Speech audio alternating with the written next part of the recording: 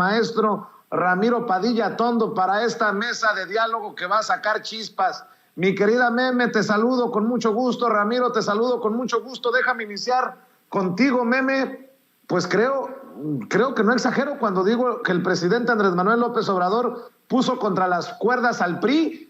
Decía mi nana, que en paz descanse, que el pez por la boca muere. Cuando uno habla, aguas, porque tú mismo te puedes matar. Y en el PRI dijeron, le dimos una patada al neoliberalismo. ¿Cómo chingados van a votar en contra entonces de la reforma eléctrica? Entendió el que entendió, Meme. Muy buenas las tengan y mejores las pasen, mi querido Vicente, mi querido Ramiro. Pues sí, el presidente, me encanta esta frase que usa, de hechos no palabras. Aplica la de lengua me como un taco, más rápido cae un hablador que un cojo. Usted interprételo de la mejor manera, pero es que, a ver, la única manera en la que hoy el tricolor, el Partido Revolucionario Institucional, puede comprobar si le dio una patada al neoliberalismo, es aprobando la reforma eléctrica. Ese es el hecho, no hay otro. No es ni siquiera con la reforma de la Guardia Nacional, no es con la reforma electoral, no. Es con la reforma eléctrica. Ese es el hecho. Si no lo hace, nos va a dar la razón a millones de mexicanos que, es como también se lo planteaba el presidente en la mañanera, pues entendemos que estas decisiones que están tomando, estas determinaciones que están tomando los partidos políticos, ¿no? El PRI, el PAN con esta apertura, ¿no? Vaya, hasta el PRD, lo mencionaba el presidente, diciendo que ya no son de izquierda, sino que son socialdemócratas, lo hacen exclusivamente por un tema electoral, porque ya se dieron cuenta que el camino es a la izquierda, no a la derecha, y porque no quieren perder más de lo que ya han perdido. Recordemos que el PRI, el PAN y el PRD, por mucho que en el discurso estén diciendo que Morena no es invencible y que ya vieron cómo se puede derrotar a Morena por la derrota de la Ciudad de México y cómo es que le ganaron espacios en la Ciudad de México y cómo es que impidieron que fueran una mayoría absoluta en el Congreso, en la Cámara de Diputados, en la Cámara Federal, la realidad es que, pues, ¿de qué les ha servido? Perdieron estados. El PRD perdió su último gobierno, ¿no? Creo que el que le queda es de coalición y es el de Quintana Roo con Carlos Joaquín, que es PRD-PAN, y pues Carlos Joaquín también le ha entrado mucho el AMLOV. Entonces, así como que digan, miren cuánto han ganado, pues la neta no. Quieren levantarse en falsas victorias y para mí, creo que mi querido Ramiro y tú no me van a dejar mentir, pues el 1 de diciembre es lo que inclina la balanza, porque a raíz del 1 de diciembre, a raíz de ver cómo están los cuadros, cómo la gente se manifestó, cómo apoyó al presidente, cómo llegaron y no hubo un chiflido, no hubo un abucheo, todo fue aplausos, todo fue celebración, todo fue aprobación, pues creo que no les está quedando de otra más que cambiar. O sea, llegamos a ese tiempo curioso en donde ya no les está quedando de otra más que voltear a ver hacia la izquierda.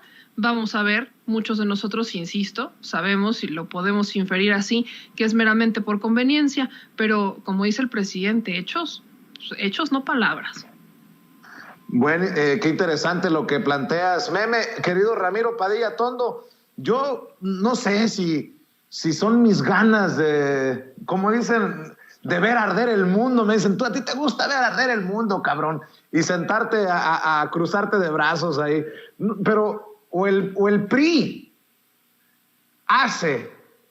se pone del lado del pueblo y vota a favor de la reforma eléctrica, o estaríamos viendo la marcha del PRI rumbo al basurero de la historia. ¿O qué, Ramiro? Hay que precisar, ¿no?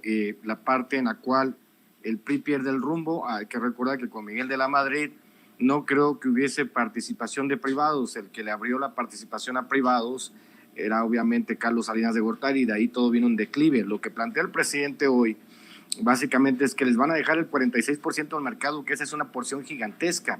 Yo, al contrario de lo que dice el presidente, yo sí hubiese sido mucho más radical. O sea, hubiese sido lo contrario del Banco del Bienestar. Yo le hubiese dado una concesión privada a empresas eléctricas donde el Estado no alcanza. Esto es, no sé, 10, 15% del mercado, no el 46%. Uno no puede ceder partes estratégicas del Estado a los privados para que ellos hagan lo que les pegue la gana. Cuando se privatizan Teléfonos de México, hay que recordar que fue Carlos Slim el beneficiario. Pues Carlos Slim básicamente obtuvo a todos los mexicanos como clientes cautivos. Esa es la manera más fácil de convertirse en el hombre más rico del mundo. En el caso de los eléctricos, obviamente todo el mundo quería su porción. La otra parte, en el efecto histórico que tiene lo que plantea López Obrador, que es que el Partido Revolucionario Institucional regrese a sus orígenes de centro izquierda o de izquierda. Hay que recordar que hasta Cárdenas cambió uno de los artículos de la Constitución diciendo que la educación tendría que ser socialista, por ejemplo, que casi todos los gobiernos priistas tendrían tendencias centroizquierdistas, pero hay también que recordar que el PRI pues ha sido camaleónico a través de la historia y se pone de acuerdo de acuerdo como van los vientos, ¿no? No sería la primera vez que da un viraje ideológico, porque así se han sostenido, así se han mantenido vivos los priistas. A estas alturas de la vida, con el PRI convertido en un actor marginal, con muchos de sus funcionarios, exgobernadores, secretarios de Estado en la cárcel y muchos más que van a caer a la cárcel, lo único que le queda al PRI es convertirse en el perrito faldero de la Cuarta Transformación si no quiere desaparecer. Seamos honestos. Y bueno, y los panistas ya vieron que el 2.4% en la elección extraordinaria en Nayarit les muestra realmente el tamaño de su influencia electoral. Se han pasado diciendo puras pendejadas por todos lados, de ahora están pagando las consecuencias. Reforma energética, reforma eléctrica, sí. ¿Por qué? Porque no podemos permitir que pase lo que pasa en Texas, que pasó en Texas, que hubo más de 27 muertos por los cortes, por supuestamente las energías limpias. Y no podemos permitir que pase lo que pasó en España, donde ya los recibos van de 200 a 300 euros, 600 euros, una cantidad extraordinaria que se tiene que pagar, cuando esa energía la podemos generar nosotros los mexicanos. Esta muestra, tenemos más de 80 hidroeléctricas que generan energías totalmente limpias. Entonces, a esta altura de la vida, pensar en defender los intereses de las grandes corporaciones, que les importa un carajo si la mayoría de los mexicanos vivimos o morimos y a ellos solo les interesa el pinche dinero, pues obviamente nos tienen en esta situación. Señores panistas, de nuevo, señores priistas, de nuevo, si ustedes siguen intentando defender los intereses de las grandes corporaciones que reciben subsidios por más de 50,000 millones de pesos al año, quizás hasta 100,000 millones de pesos al año, busque las cantidades, no tengo el dato duro en este momento, pero son miles y miles de millones de pesos en subsidios para empresas privadas, que bien podríamos utilizarlos en habilitar más presas hidroeléctricas, en convertirnos en autosuficientes en las empresas que son prioritarias para el Estado. Entonces, ¿qué chingados quieren, no? Básicamente, ¿cómo quieren ustedes, señores priistas y panistas, que los vea la historia? Por el momento, el PAN se está llevando una mega madriza porque están haciendo el ridículo de la historia. Como digo, si Manuel Cloutier y Carlos Castillo Peraza resucitaran y vieran a Marco Cortés, vieran a Lili Telles, vieran a Kenia López Rabadán, vieran a Xochitl Gálvez, vieran a su propio hijo, que viera a Manuel Cloutier escupiendo babosadas todos los días en Twitter, se vuelven a morir. Ese no es el PAN. Y el PAN o tiene que cambiar, tiene que renovarse o va a morir. Así funciona todo. Y esperemos que avancemos a buen puerto la reforma eléctrica, porque si no, señores, va a haber sangre y no va a ser la de nosotros, va a ser la del PRI y la del PAN, mi querido Vicente. Políticamente hablando, mi querido Ramiro, oye, Meme, y tan importante la presencia de los medios independientes. Hoy también Hans Salazar, quien fue por mucho tiempo también corresponsal de Sin Censura en la mañanera, le plantea al presidente las resoluciones de la Suprema Corte de Justicia de la Nación, sobre todo la que tiene que ver con la revocación de mandato. Ordena al INE, la Suprema Corte de Justicia de la Nación, el proceso de revocación de mandato. Así se lo expuso Hans Salazar y así responde el presidente Andrés Manuel López Obrador. Vamos a ver y escuchar y lo conversamos aquí, Meme, Ramiro.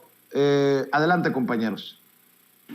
El día de ayer la Suprema Corte ha resuelto, acordado dos puntos muy concretos.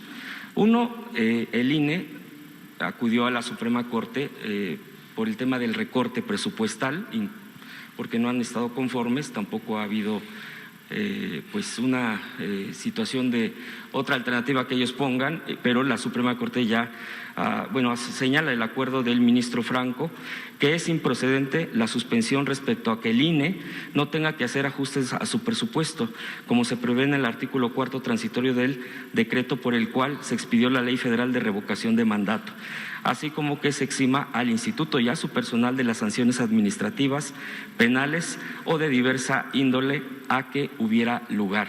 Esto quiere decir que tienen por forzosa obligación realizar esto, independientemente de que ellos digan que no tienen dinero. Aquí, ¿usted cómo lee esto? Es decir, se promueve esta austeridad que desde un principio usted ha impulsado desde el propio gobierno federal. Obviamente no hay aún respuesta del INE concreta y también ha publicado la Suprema Corte que se tienen que transparentar pues lo que se le ha denominado, ¿no?, el término de obras blindadas, el blindaje de las obras, que usted ya aquí ha aclarado que es un acuerdo, que no es un decreto, pero que se tiene que transparentar. No, por así entendido, no se refiere a que haya algún otro cambio, es decir, el tema de los amparos, que es precisamente por la que también se ha dado este tipo de acuerdo, pero dice se tiene que transparentar, se tiene que proceder al respecto porque el INAI se inconformó al respecto. También quisiera yo preguntarle qué reacción tiene usted ante esta postura de la Suprema Corte. Pues las dos resoluciones de la Corte son buenas, las dos. Primero resuelve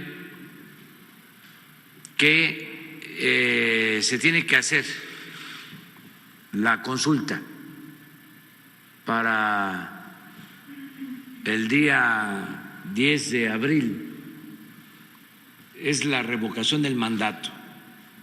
Se tienen que instalar casillas y se le va a preguntar a la gente si quiere que continúe en la presidencia de la República,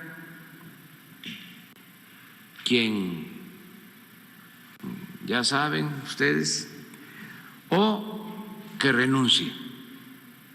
Si quieren que yo continúe en la presidencia o que renuncie. Eso es lo que se va a decidir. Y es un precedente histórico. Independientemente del resultado, es dejar sentadas las bases para que sea una realidad la democracia participativa. Ahí están las declaraciones del presidente Andrés Manuel López Obrador. Enfoquémonos primero en esto que ha de tener muy enojado a Lorenzo Córdoba, el consejero presidente del INE, que ya desde la Suprema Corte de Justicia de la Nación le digan no te hagas pendejo, Lencho, y después hablamos del decretazo porque quedaron dos senadoras como payasas, Lili Téllez y Xóchitl Gálvez, pero esa será harina de otro costal. Meme, pues a pesar de que hayan calculado mal en la oposición y hayan aplaudido a la Suprema Corte de Justicia de la Nación, la Suprema le da por su lado. Son dos muy buenas noticias, a pesar de lo que digan los medios de comunicación tradicionales, son dos muy buenas noticias para el presidente. Yo no entiendo cómo algunos publicaron cualquier clase de babosadas, pero esta del INE es muy importante en momentos en que el ruido lo hace el propio INE con Lorenzo Córdoba al frente por el tema de la revocación de mandato. Bueno, es que el INE ya comprobó que sí puede hacer recortes presupuestales, ¿no? Recordemos que fue el fin de semana, si no estoy mal, que Lorenzo Córdoba sube un video diciendo que lograron hacer unos reajustes y que se requieren más de 3,000 millones para la consulta popular, etcétera. Las cuentas, si somos honestos, no nos salen ni siquiera. No nos salen porque en la consulta popular, la de este año, en donde no hubo mucha participación, pero fue un gran ejercicio que promueve la democracia directa, se gastaron como 500 millones de pesos aproximadamente y pusieron unas 57,000 casillas. Si necesitamos 163,000 casillas, pues no necesitamos realmente 3,000 o 4,000 millones de pesos, que es lo que querían. Pero el INE dice, estamos haciendo los reajustes. La Suprema Corte está decidiendo conforme a lo que está en la ley, y la ley dice que se tiene que hacer. La ley no dice que para que se realice la consulta por revocación de mandato o cualquier consulta se requieren 4,000 millones o 5,000 millones de pesos. Eso no lo dice. El INE tiene recursos de dónde recortar. Quitando el tema de los sueldos, que es quizás el principal lugar donde pueden hacer un recorte presupuestal, tienen N cantidad de asesores que están duplicando funciones. Además, contratan personal que duplica funciones de los ya 90,000 personas que están trabajando dentro del Instituto Nacional Electoral. No hablamos de 2 personas, no hablamos de 3 personas, hablamos del órgano electoral más grande, diría yo, del mundo. Que claro es necesario el INE, pero no es necesario el abuso, no es necesario el que se agarren de esa manera del recurso. Ellos están argumentando que no pueden hacer más recortes, pero al mismo tiempo comprueban que sí podían hacer ajustes presupuestales para cumplir con esta consulta por la revocación de mandato. El INE, por ejemplo, hablemos de los gastos que el INE puede perfectamente recortar. Alguien aquí avíseme, o sea, a ver, mi querido Vicente, mi querido Ramiro, a mí alguien dígame si les llegó algún tipo de documental o de algún tipo de libro sobre la democracia, porque el INE le paga a escritores para que hagan libros sobre la democracia, porque el INE le paga al grupito de los Krause para que haga documentales sobre la democracia, documentales que lejos de hablar sobre la democracia, hablan de un tinte político, hablan de una corriente política que buscan adoctrinar. Pero ¿a quién le llega eso? ¿Eso le llega a la población? ¿A la gente le llega? El dinero que se gastan en publicidad, ¿para qué sirve si no están comunicando de forma efectiva? Hoy tenemos las benditas y maravillosas redes sociales que nos permiten ahorrar gastos de publicidad. Lo único que necesitas pues es saber a quién y qué vas a comunicar. Pero hay muchas cosas que el INE puede recortar. Las galletitas, esta no me la platican. En las reuniones del INE ponen galletitas, cacahuates, papitas, café. Cuando tienen reuniones muy largas llegan a contratar hasta taquizas. Y uno dice, bueno, no estoy diciendo que esté mal. En un mundo utópico, en un México justo, me encantaría que en todos los centros de trabajo tuvieran botanas, comida para darle a los empleados en todos los centros. Eso no pasa. Tenemos que ponernos la camiseta y tenemos que apretarnos el cinturón quienes se tienen que apretar el cinturón. El pueblo no tiene por qué apretárselo y tampoco el pueblo tiene por qué sacrificar un ejercicio de democracia directa tan necesario como es un revocatorio, porque al instituto se le ocurrió no recortar gastos, porque el instituto decidió que siempre no quería dejar de tener sus galletitas en sus reuniones o su cafecito, porque pese a lo que ya ganan, no les da tiempo de ir a pasar a una tiendita a comprar lo que van, no les da tiempo de hacer un lunch. Imagínense el escenario. Vamos viendo en el México en el que estamos. Estamos en un país en el que todo lo han querido manejar con pincitas y le han querido decir al mundo, miren este México tan hermoso, miren este México tan próspero, pero no le están diciendo quiénes son los prósperos, porque están escondiendo o intentaron durante muchísimos años esconder la pobreza debajo de la alfombra, y a estas alturas es imposible. No se puede esconder la pobreza que tenemos en México, no se puede esconder la desigualdad debajo de un tapete. Entonces, estoy hablando de dinero que perfectamente se puede recortar. Pero además hablemos de las urnas. Ahora me van a decir que no pueden reciclar. Está en la propia ley que deben de reciclar. En la propia ley que se aprobó del revocatorio de mandato, dicen que deben de reciclar el equipo y material electoral de la elección pasada. Eso es lo que dice. Eso viene en la ley del revocatorio. ¿O qué? Para cada que tengamos elecciones van a mandar a comprar computadoras para las casillas especiales, van a mandar a comprar urnas de cartón para las casillas por el revocatorio. O sea, ¿es en serio? Creo que, por supuesto, nos podemos poner a pensar todos estos gastos hormiga que parecían menores, que podría recortar el Instituto Nacional Electoral, sin contar los grandes gastos y abusos como son sus sueldazos. Claro que hay de dónde, pero no quieren porque falta voluntad y porque, como todo político, porque ellos son el Partido Nacional Electoral, así tenemos ya que dirigirnos a ellos prácticamente, son los que están pues poniendo pretextos diciendo, pues es que viene la ley, pues es que no puedo, pues es que necesito más dinero, pues es que lo otro, pues ¿pueden o no pueden? A mí me queda claro que ellos se han colgado medallas diciendo, con todas las adversidades, el INE ha sacado adelante las elecciones. No es con todo y las adversidades, es pese a las adversidades, los ciudadanos han participado. El día que el INE empieza a reconocer sus errores, el día que el INE empieza a reconocer que no goza de una aprobación por parte del pueblo, el día que el INE empieza a reconocer, empieza a toparse con el pueblo, ese día el INE va a reaccionar. Lamentablemente no sé si le tocará a Lorenzo verlo, no sé si le tocará a Ciro verlo, porque viven en un México tan utópico que a veces pregunto, pues, ¿dónde me dejaron ese México? Porque, vaya, el 50 mínimo, el 80% de los mexicanos no conoce ese México. Entonces, no quieren un revocatorio porque entre más poder le des al pueblo, entre más herramientas le des al pueblo para que haga efectiva la democracia, para que haga efectivo esto del poder del pueblo, pues más herramientas le estás dando para que saquen a personajes como un Lorenzo Córdoba, más poder le estás dando al pueblo para que se informe, para que te cuestione. Y si algo me queda muy claro es que a ninguno de los consejeros, sobre todo a Lorenzo Córdoba o a Ciro Murayama, tienen esta simpatía o les hace mucha gracia el que el pueblo los cuestione. Meme, precisamente me está recordando la querida Ceci Vega, de las declaraciones ayer en el Senado de César Cravioto, el senador de Morena por la Ciudad de México. Las escuchamos y las comentamos contigo, querido Ramiro.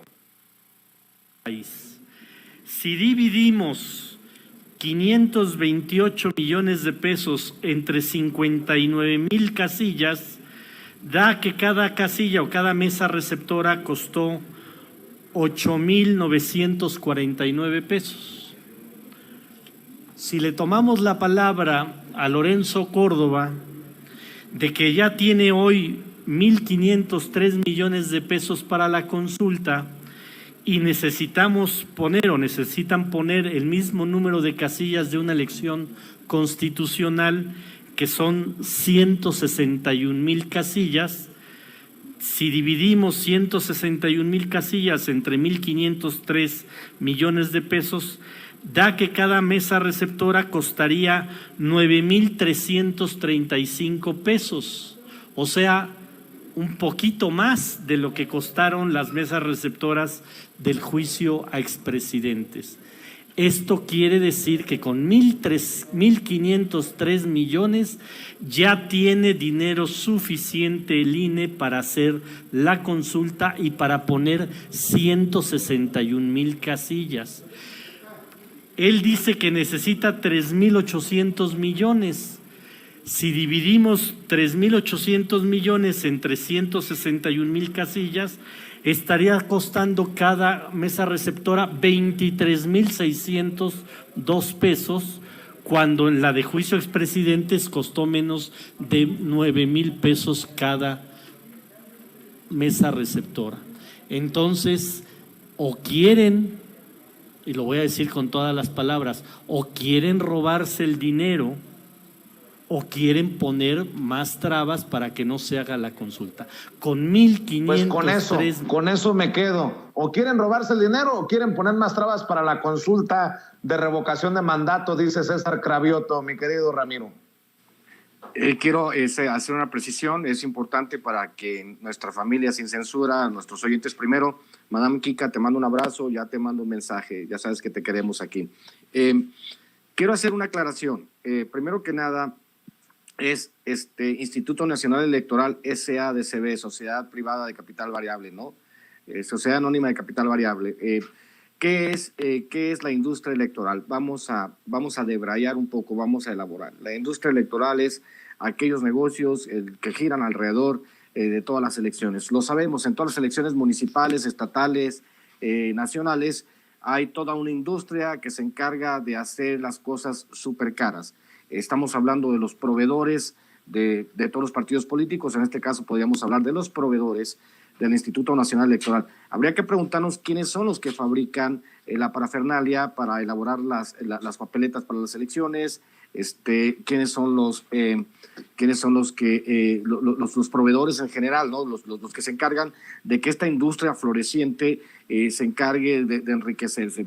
Hay que ver cualquier elección municipal, estatal, federal, para darse cuenta que es un chingo de dinero el que se roban, por lo que sea el senador Cravioto, un chingo de dinero, un mundo de dinero. Hay gente que se dedica exclusivamente en las elecciones a armar publicidad, a armar lonas, a armar lo que sea, a la publicidad. Si una página de publicidad en un periódico pedorro te cuesta 200 pesos, en tiempo de elección te puede costar 2,000, todo el mundo se reparte el dinero, todo el mundo arma sus vaquitas, porque hay miles de personas que se dedican exclusivamente a hacer billete de las elecciones. La pregunta tendría que ser no solo cuánto cuesta la casilla, sino por qué sale tan caro poner una casilla, precisamente porque alguien está haciendo un billete de armar los mamparos, de armar las boletas, de la logística, de la chingada.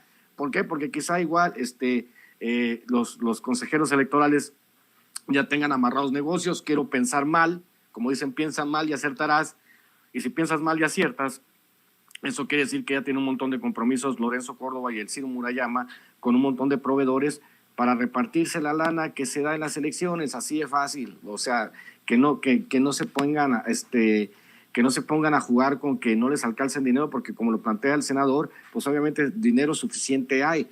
Lo que quieren es que, en este caso, los aparatos burocráticos pues son, digamos, devoradores de recursos y quieren devorar aún más recursos. Entonces, al final de cuentas, lo que uno piensa es, pues sí, ¿para dónde va ese dinero? Hay que fiscalizar todos los recursos, hay que ver a quién en las elecciones pasadas, porque hay que recordar que también el dinero que se le entrega a los partidos, que se gasta a discreción, que es muy oscuro para dónde se van, que se pueden, acuérdense que teníamos un hueco de 500,000 millones de pesos con las factureras, igual te pueden hacer facturas falsas, igual puede ser, hay que fiscalizar, es decir, a la Unidad de Inteligencia Financiera, que le empiece a hacer una auditoría al INE y preguntarle hacia dónde se van todos los recursos, revisar cada recurso, por más que digan que los organismos autónomos y la chingada, pues ni madres, porque son dinero de nuestros impuestos y nosotros tenemos derecho a saber en qué se está gastando el presupuesto.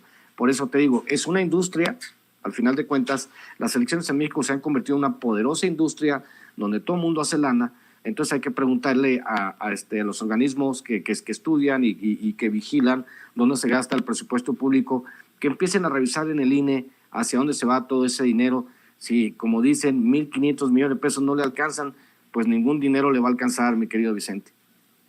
Así es. Y sobre el otro tema, en la resolución de la Suprema Corte de Justicia de la Nación, el que vendieron como decretazo en la oposición y que fue un acuerdo publicado en el Diario Oficial de la Federación, que esta resolución de la Suprema no detiene las obras, aunque Lili Téllez haya pensado tal cosa y haya hecho el ridículo.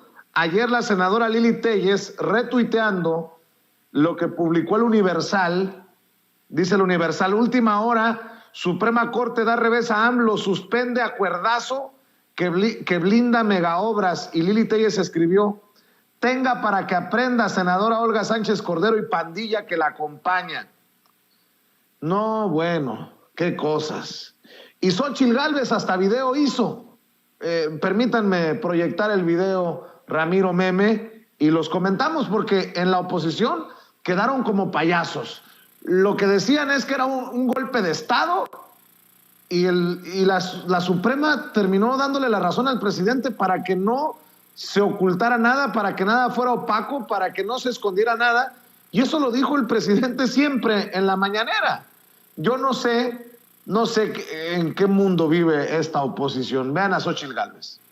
Muy bien por la Corte. El día de hoy suspendió el acuerdo del presidente de la República que pretendía blindar como seguridad nacional diferentes obras de su gobierno. Así es que tendrán que rendir cuentas y vamos por la acción de constitucionalidad para que estas obras se hagan conforme a la ley. Mi querida Meme, yo exagero cuando digo que están como literal payasos en un circo, porque hacen el ridículo. Y no sé si lo hagan consciente o inconscientemente, pero Lili Téllez con lo que escribe en Twitter, Xóchitl Gálvez con lo que publica, pues no dicen la verdad. Vamos a ser claros, no dicen la verdad. Podrían decir verdades parciales, como parciales precisamente la resolución de la Suprema Corte de Justicia de la Nación. No exageras, por supuesto que no exageras. Yo me acuerdo, y yo sé que todos nos acordamos, tú también te acuerdas, que Lili Téllez te mandó a la primaria. ¿Te acuerdas cuando la entrevistaste antes de que nos bloqueara a todos? Bueno, yo la mandaría a la primaria a ella, para que aprenda a leer, porque no aprendió a leer, no sabe leer, o no sabe leer, o tiene un déficit que le impide comprender. No sé. Bueno, eso Xóchitl Gálvez creo que es un poco más evidente, pero me causa mucha gracia, porque ayer veía una cantidad de personajes celebrar y decir, es que ya la Suprema Corte bajó el acuerdazo, el decretazo del presidente, y yo, o sea, sí hay una suspensión, que esa parte es una suspensión parcial, no sé si saben leer, valdría la pena que leyeran más allá de lo que les conviene, y creo que eso es el por qué estamos como estamos. Pero este acuerdo, ¿qué dice? A ver, es muy claro.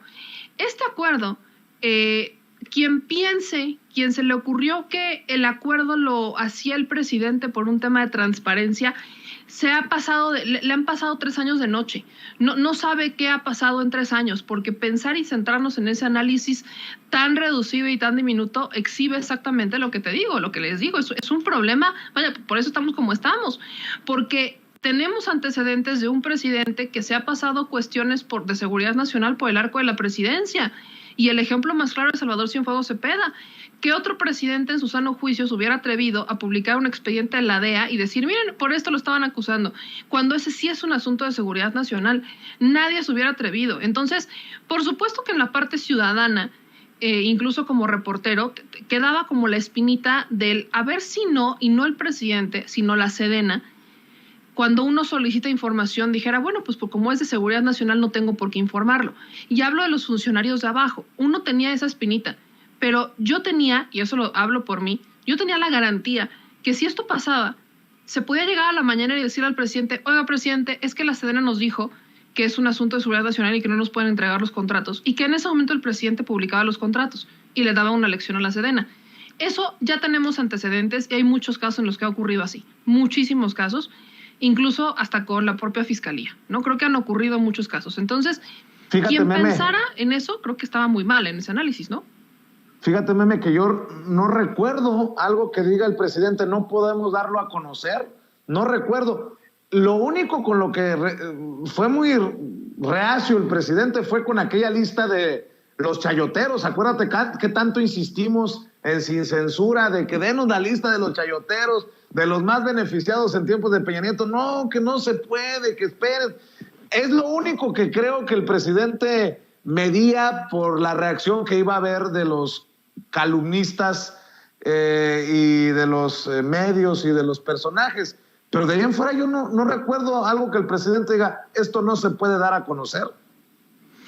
Es a lo que voy. O sea, el presidente no lo ha dicho. Incluso yo recuerdo, y es uno de los muchos temas que tengo pendiente por preguntarle al presidente, que el año pasado le pregunté sobre algunas reservas que estaba metiendo la Secretaría de la Función Pública, todavía con Irma Heréndira Sandoval, y él dijo que estaba buscando, ahí sí, firmar un decreto para que ya ningún tipo de información se reservara, salvo el famoso testado que va en algunas situaciones que tienen que ver con seguridad nacional.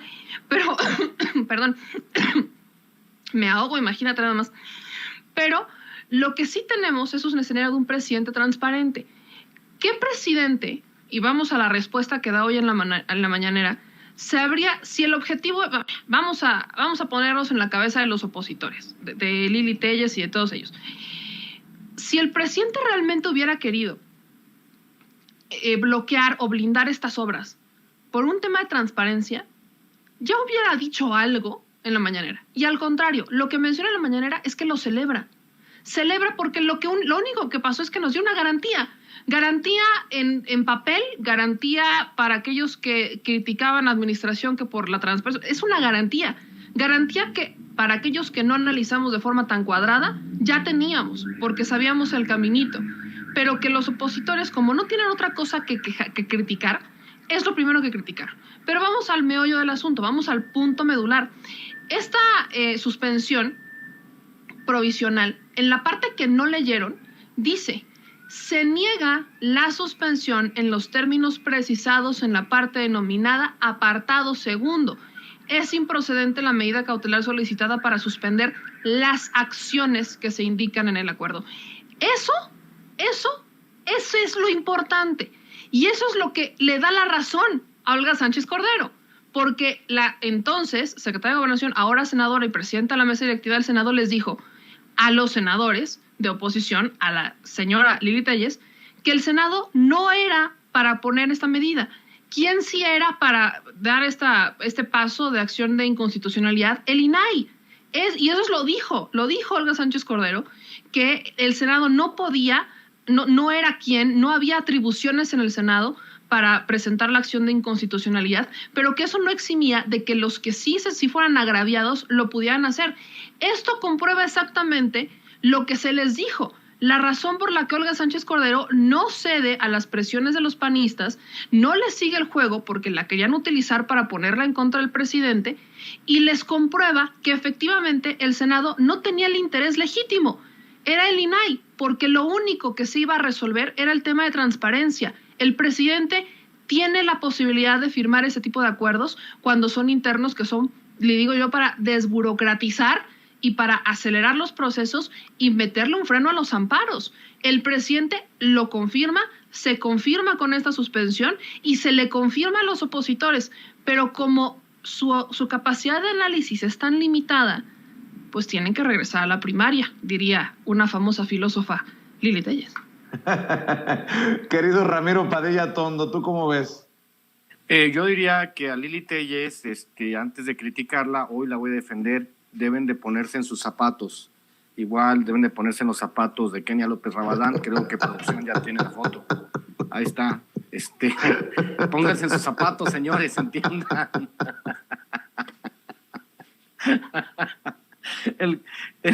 El caso es que tienen que entender que en esta idea que tenemos nosotros de cómo debe de manejarse un país, la idea, por ejemplo, que hablaba la Denise Dresser, de que había golpe de Estado y todo eso, se está viendo claramente la división de poderes. Si hubiese un golpe de Estado, si hubiese un presidente autoritario, no existiría ya el Instituto Nacional Electoral, o sea, lo hubiese eliminado por un decreto, la chingada, o sea, vámonos a lo que sigue, vamos a reconstruir todo. Pero ha sido muy respetuoso de las instituciones. Hay que entender que hay cierta circunstancia en la cual nosotros debemos entender que obviamente la transformación del país va precisamente por el respeto a las instituciones. Que el presidente celebre esta circunstancia me parece muy bueno, porque está claro que ellos quisiesen, la idea que ellos solitos se vendieron desde la oposición, desde que López Obrador empezó a agarrar fuerza como jefe de gobierno de la Ciudad de México y que lo puso, ¿no?, como el aspirante número 1, después le robaron la elección. La idea principal promovida por ellos es como cuando tú cuentas una mentira tantas veces y luego te la crees solito. Es lo que ha pasado con el PAN, ¿no? Los enemigos, más que el PRI, el PAN son los enemigos número 1 de López Obrador. Ellos han vendido la idea de que López Obrador era autoritario, que era un dictador, entonces la repitieron tanto estos tarados que ellos se la creyeron. Nadie más, cualquier persona con 2 dedos de frente, bueno, yo tengo muchos más, cualquier persona con 2 dedos de frente pudiese entender o reafirmar que la figura de López Obrador es un dictador o es autoritario. Todos los días les dan muestra que no, todos los días en la mañana les dan una cátedra de historia, sociología, antropología y la chingada. O sea, básicamente la oposición no ha entendido. Te lo decía ayer en el segmento de ayer con la diva de César Gutiérrez. Te lo decía, a ver, cabrón, el asunto está así.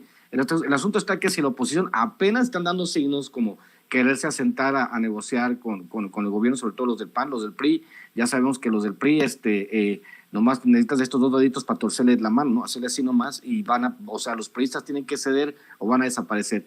Pero en el caso de los panistas y su carnaval de pendejadas en el Senado y en la Cámara de Diputados, pues no están entendiendo que el país migró hacia otro lado, hay una nueva realidad. Ahora, gracias a López Obrador, todo el pueblo habla de política, para bien o para mal, la gente lo entiende. Saludos al maestro Horacio Franco que anda en el chat. Qué buen dueto con Zenén, por cierto. Y vemos esta parte, pues, en la que la oposición ha terminado de destruir, dinamitar sus posibilidades de regresar en los próximos 2 siglos al poder. Y si ellos siguen por ese camino, pues obviamente, si ya el PRD, como dije yo en alguna ocasión, junto más yo piojos en la pelona que PRD militantes, ahora imagínate lo que va a pasar con el PRI, con el PAN. El PAN está a punto de perder el registro. El PRI debería de haber perdido el registro con lo que está declarando Cebadúa. Viene la próxima parte. El PAN puede perder el registro por falta de militantes también. O sea, señores, pónganse a trabajar en buena onda, en buena lid, pónganse a trabajar. Necesitamos una oposición que sirva para algo, no esta caricatura de la cual ya le enseñamos los zapatos que usan para trabajar, mi querido Vicente. Para cerrar, Ramiro, mientras Ramiro Padilla Tondo nos pide ponernos en los zapatos de Lili Téllez, por cierto, qué bonitos zapatos, hay que pedirle a Lili Téllez que se los preste a Gabriel Cuadri, al diputado del PAN, Gabriel Cuadri. Vean nada más el nivel de tweet que se avienta Gabriel Cuadri hace 20 minutos, me lo pasó Toño. Meme, Ramiro, con esto vamos a cerrar. Escuchen bien. Sigue Calígula destruyendo nuestras instituciones de manera criminal y compulsiva. Ahora desaparece el Instituto Nacional de Ecología y Cambio Climático y al Instituto Mexicano de Tecnología del Agua. Silencio cómplice o abyecto de ambientalistas y académicos. Gabriel Cuadri, yo pensé que el cuasi llamar Andrés Manuel Díaz Ordaz de Sergio Aguayo estaba cabrón. Después llegó Javier Sicilia a compararlo con Hitler. Pero ya, Gabriel Cuadri llamarle Calígula, no mames. No. Pobre gente esta necesita ir urgentemente a terapia, Meme Yamel. Mira, yo creo que lo de Cuadri ya no se arregla con terapia, ¿no? Eso ya es un poco más drástico. Soy honesta, yo soy muy fan de mandar a la gente a terapia, yo voy a terapia, yo creo que funciona, pero el asunto de Cuadri ya sobrepasa los límites que cualquier psicólogo podría atender, en su sano juicio, por supuesto. Entonces, Gabriel Cuadri, me encantó, por cierto, la entrevista cuando aquí le entra muy al quite y después, 3 doritos después te bloquea. Estamos hablando de ese Gabriel Cuadri que no tolera la crítica, que se siente muy envalentonado, que cree que puede volver a estar en una boleta presidencial, que en la primera oportunidad que tiene no repara en atacar al sur-sureste del país, que les dice conformistas. Hablamos de un Cuadri que piensa que porque hay gente que va a un evento de tauromaquia, a una fiesta brava, ya son todos, ya es todo México, ya es todo el mundo, algo similar lo que dijo Maquillo, que piensa, ¿no?, que es un tema de izquierda o derecha, el humanismo, cuando eso nada tiene que ver con ideología, muchos sí, pero no bajo el sentido de la tauromaquia. Hablamos de un Cuadri que no hila una con otra. Estamos hablando de este personaje, por eso yo creo que ya el tema de Cuadri es extremadamente, es un tema clínico que no se resuelve con una simple terapia. Pero sobre lo que dice, me encantaría ver cuáles han sido los resultados de este Instituto Nacional de Ecología y Cambio Climático a lo largo de los años. ¿Cuáles fueron los los resultados y también del Instituto Mexicano de la Tecnología del Agua. ¿Cuáles fueron? Porque estamos en un país en donde querían resolver problemas creando más instituciones que creaban más problemas. Tenemos, por ejemplo, en un tema que no es ecológico, el CIPINA, por mencionar alguno, que estaba ligado a los DIF, al tema de la Ley General de Niños, Niñas y Adolescentes, y que el CIPINA pues también tiene a la mano a las organizaciones civiles. Ese tipo de organizaciones, digo, yo ahí veo muchos comentarios que le hace la gente, dicen, caray, ¿a poco existía? Pero creo que la pregunta es esa. ¿Qué resultados dieron? Porque si no servían y solamente estaban succionando erario, pues creo que la lógica es clara. Tenemos una Secretaría de Medio Ambiente que perfectamente puede absorber, y es su obligación absorber las funciones de estos institutos. Tenemos una Secretaría de Medio Ambiente que tiene la obligación, que perfectamente podrían adherirse, pasar a tener un área, si no es que ya existe esa área, para atender particularmente el cambio climático y la ecología, que son cuestiones que se están atendiendo, que cada país tiene que atender conforme a sus recursos y conforme a su problemática. No puede ser lo que apliquen en un país, tiene que aplicarse aquí inmediatamente. Claro. Igual no es así. Entonces, pues yo la pregunta que haría es, si esto servía, ¿cuáles son los resultados? Porque el pueblo pregunta y el pueblo demanda. Y si al pueblo no le informas y si al pueblo le quieres dar a tole con el dedo, el pueblo no es tonto.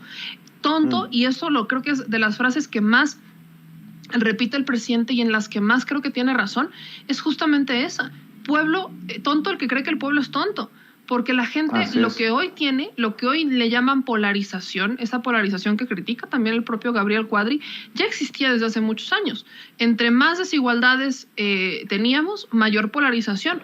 Nada más que las vías para hablar de ello no eran las mismas, porque no le daban voz a las personas que estaban en contra. Y vemos cómo incluso solamente entre ellos creen que es el México que hemos vivido. Y obviamente si nos vamos a esa idea, si nos vamos a su idea del México en el que vivíamos, pues las cosas están a la patada. Pero la idea del México en el que vivíamos no es necesariamente el México real. Así que yo ya no sé si recomendarle a Cuadri terapia o mejor clínica o un retiro espiritual. No sé qué recomendarle a Cuadri. Yo mejor le recomendaría la cultura de la cancelación, de la que no soy tan fan, pero con él haría una gran excepción. Pues vamos de Andrés Manuel Díaz Ordaz a Andrés Manuel López Hitler a Calígula. Ramiro Padilla Tondo, para cerrar. Claro que sí, mi querido Vicente, pero antes a todo el público de Sin Censura, por favor, imaginen que mientras leo esta parte de la biografía de Gabriel Cuadri, pongan por favor en su mente muchos violines. Esta es la biografía que compartieron cuando Gabriel Cuadri era candidato a la presidencia de la República. Voy a leer un extracto de esta maravillosa biografía de Gabriel Cuadri, cuando era candidato a la presidencia por Nueva Alianza, el partido del Bester Gordillo. Por favor, violines en su mente. Escucha esto, Vicente, que es maravilloso. Hoy Gabriel Cuadri de la Torre está entre los 4 ciudadanos que compiten por el cargo más importante del país. Es candidato a la presidencia de México. Desde que nació fue entrenado para ganar. Apenas comenzaba a gatear y su abuelo materno ya lo había inscrito en un concurso de belleza infantil, estilo bebé Gerber, porque los vecinos decían que era el niño más bonito de la colonia Santa María de la Ribera, en el norte del Distrito Federal. Al final de las elecciones... Perdón por interrumpirte. Perdón por interrumpirte. ¿Es pitorreo? No, es parte de la biografía. Ahorita les paso el link. Al final de la selección de los bebés quedó en segundo lugar del concurso de belleza infantil. Ahí iniciaba lo que a lo largo de la vida sería de este candidato, se convertiría en una adicción. Competir es su deseo de ganar. No, es parte, Vicente, de 4 biografías que hicieron, de 4 pequeñas monografías, digamos, que hicieron de los candidatos a la presidencia, cuando concursó Cuadri, Josefina Vázquez Mota, el baboso de Peña Nieto y nuestro gran presidente, ¿no? Fíjate, cuando salíamos, la gente nos paraba en la calle para ver a Gabriel, porque era muy bello. Andaba de brazo en brazo con los vecinos, todo el mundo lo cargaba. Cuenta orgullosa doña Lupita de la Torre, tía de Cuadri, y con una fotografía en mano para que nadie lo dude, de aquellos que lo han comparado por su aspecto con el Wiri Wiri. Personaje del comediante Andrés Bustamante, el cantante Charly García o el legendario Charles Chaplin. O sea, mi papá dijo, ahora sí tengo mi dominguín. Ahorita subo el link al Twitter para que se den una idea más o menos de la imagen distorsionada que Cuadri tiene de sí mismo. Ya para cerrar, yo no No, puedo seguir leyendo. no. Mi querido Ramiro, mejor cerremos invitando a la gente a tus trincheras, a tus espacios, con los que también estamos comprometidos por la independencia. Hoy estrenamos Chairovisión TV, por favor suscríbanse, ya llevamos 100 y tantos suscriptores, ya YouTube nos permitió acceder al canal, vamos a estar en la noche, voy a tener algunos invitados, si gustas darte una vuelta, Chairovisión TV, donde haremos un show cómico, mágico, musical, podemos hablar por ejemplo de Cuadri Chapatín y todos ellos, ya saben, Twitter, por cierto, mi libro Maradot, ya está a la venta en Estados Unidos, ya está a la venta en su versión física en papel. Creo que Maradot es uno de mis mejores libros, recopilé todas estas minificciones a través de muchos años. De hecho, pensaba yo sacar el libro el año pasado por circunstancias del destino. Obviamente, pues tuve que sacar primero Pequeño Chairo, pero ya tenemos Hojas sin Ruta, Maradot, tenemos el Pequeño Chairo a la venta. Y pues nos vemos, @Chairo Ilustrado, @Ramiro Atondo.